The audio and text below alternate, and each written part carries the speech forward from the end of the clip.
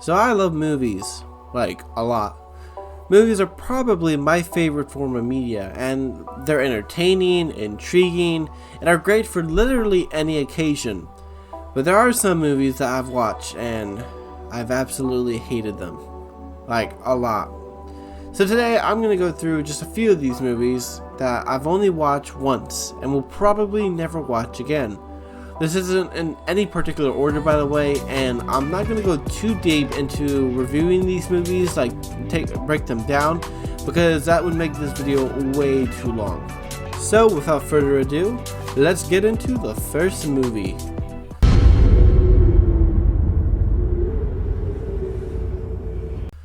Avatar: The Last Airbender. So I don't think anyone will fight me when I say this is a horrible movie. For so many reasons. I watched it in 2012, and at the time I was 11, but my brain was still big enough to know a bad movie when I saw it. Not only that, but I also just had finished the TV series of The Last Airbender and have thoroughly enjoyed it. Like, seriously guys, it's one of the best shows ever. So when I heard there was a live action movie centered around season 1, I was like, oh, okay, this is gonna be interesting. That's exactly what I was like. The problem is that adapting this show into a movie is a horrible idea, because the movie would have to be 3 times as long to have a chance of doing season 1 justice. Just season 1. There's so much information in Last Airbender that you can't put it into a 2-hour movie. You just can't. But even if you tried, you can make a decent movie. A good example of this is the Harry Potter movies. The Harry Potter movies are decent compared to the books. They're not bad movies, but if you read the books then watch the movies, you'll realize that they skipped a whole lot of information to help flesh out these characters. Now if you haven't read the books, the movies do a decent job of introducing you to the world of Harry Potter, but you're not going to get the full experience. The same is with The Last Airbender, and that's what they could have done if they had done it right. You can make a live action Last Airbender movie and it would still be okay. You would have to cut out a lot of information, but you can still make it work to make it an okay movie. But what makes this movie horrendous isn't just the fact that it's horribly adapted from the show, but, you know, so many reasons. Like all of these reasons right here. You see these? These are all just a few reasons why this movie sucks. It's so bad, guys. It's just so bad. And this is the worst one right here. They don't announce Aang's fucking name right. So, are you the Avatar Aang? Just say it. It's Aang. You the Avatar Aang? Say it right. Say it. You the Avatar Aang? You the Avatar Aang? You the Avatar Aang? Number 2.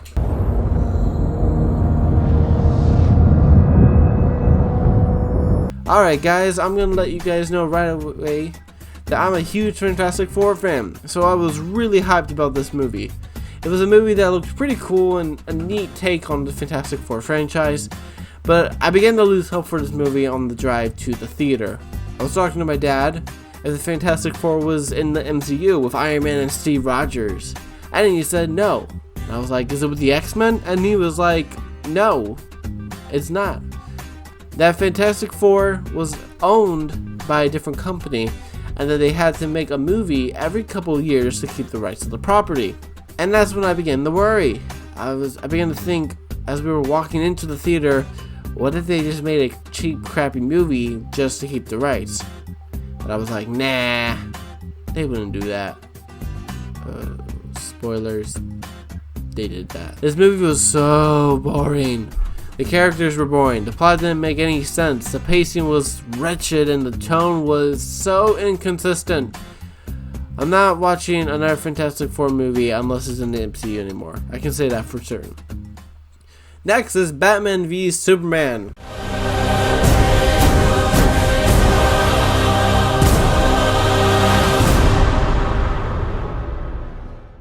So BVS was probably the biggest letdown for me out of this list. It was the movie I was excited about. This movie was made, it felt like, to make me freak out. I wasn't as judgmental as I am now with movies and trailers, and it's kind of sad that I wasn't, because my expectations were like so high you guys would not be able to, and no matter what they had done, I would not have probably been as satisfied, as excited as I was. And you see guys, I like Marvel characters a lot, but you know, they're nothing compared to my Justice League characters, at the time at least. Now, Marvel's really grown up on me. Captain America is one of my favorite superheroes of all time now, and I've just always gravitated though towards Batman, Flash, because of the shows like Justice League and the Batman animated series. I love these shows so much, and they built my love for superheroes from scratch. So, seeing the MCU do great made me want the DCEU to do great as well. So yeah, I was excited. Everyone who loves superheroes in my family went to watch this movie together. My dad, my brother, my sister, my other sister, my brother-in-law. We all went to go watch this movie. We'd eaten it on the border the night before, and we had a great time talking. We had all speculated about the movie and how excited we were for it. After eating our food, we finally got in the theater, and the movie began. And I started to begin to get goosebumps. And it started off pretty cool with Batman in Metropolis while Superman fought Zod. And I was like, okay, this could be pretty good, not too bad. But then I began to realize something. I was like, oh, this plot doesn't really make much sense. And I also began to realize that Lex Luthor is a little fucking crazy. And not in a good way, but in a stupid ass way. I began to see these cracks all over the movie. Batman was killing people. Superman was being depressed for saving people. And then you got Lex Luthor, who's just rambling about gods and angels and how he wanted to make Doomsday. And guys, this movie made me so mad. The only good thing this movie did is set up Wonder Woman pretty cool. And I actually really like Ben Affleck as Batman. I think he actually plays a pretty cool older version of Batman. The only problem is that, you know, he was written so poorly that it got ruined. So yeah, this movie had so much potential and it really made me mad. I don't want to talk about it anymore. Next is Fantastic Beasts: The Crimes of Grindelwald.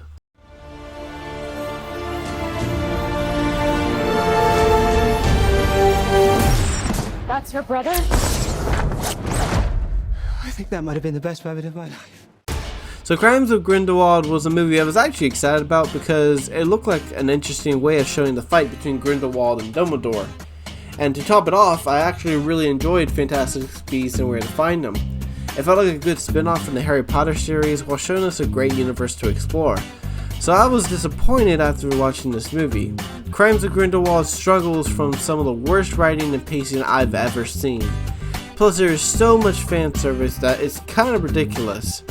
You have Nagini, who only has 5 lines the entire movie. You have Nicholas Flamel, who is just there, and you have Grindelwald trying so hard to be evil that it's annoying. Plus you got a Genie, who's like the best character in the last movie, who's being a fucking idiot in this one. It's just so... how is it so hard to write well? I'm sorry, guys. Sorry, that was not scripted. I'm sorry. All right, take a deep breath.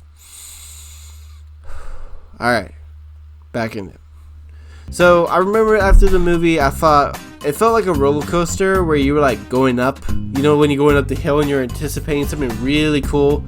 All right, and then like it felt like that. But then imagine like every now and then it would just stop. Like on the roller coaster, it would just stop. And then we start going again, like a 10-second delay, and you're like, is this supposed to be doing that? And then you're on top of the roller coaster, and you're like, okay, here we go, here we go, here we go, here we go. And then it's just a small little bump, and it turns out you weren't really on this huge roller coaster, you were on one of the little kitty kid ones. Yeah, that's what it felt like. And finally, we have The Village. Of all the movies on this list, this is the only one that made me actually fall asleep. Which is the only time I've ever fallen asleep while watching a movie in daylight. This movie made me forever lose my faith in M. Night Shyamalan. And I didn't know that he directed this movie until I was making this list. I knew that he directed Last Airbender, but this movie plus Airbender kind of just threw me over the edge.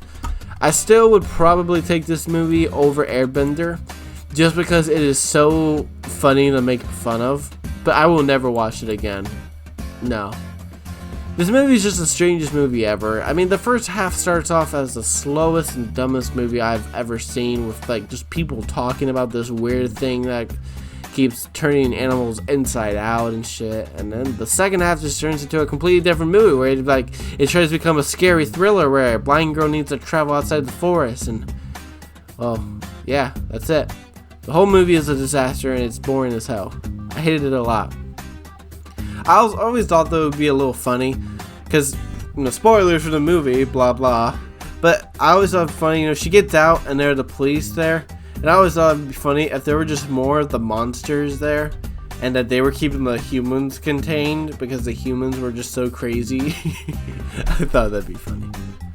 And yeah, guys, there you go. Those are movies I've only watched once, and I hope I never have to watch again. So I hope you all enjoyed this video. Please like and subscribe, for it really does help the channel. And we just hit 20 subscribers, so we're trying to hit the next number 30. That's right. Help us get to 30, and you know, maybe, you know, God will bless you. I don't know. Have a good day, guys. I'll see y'all next time. Bye.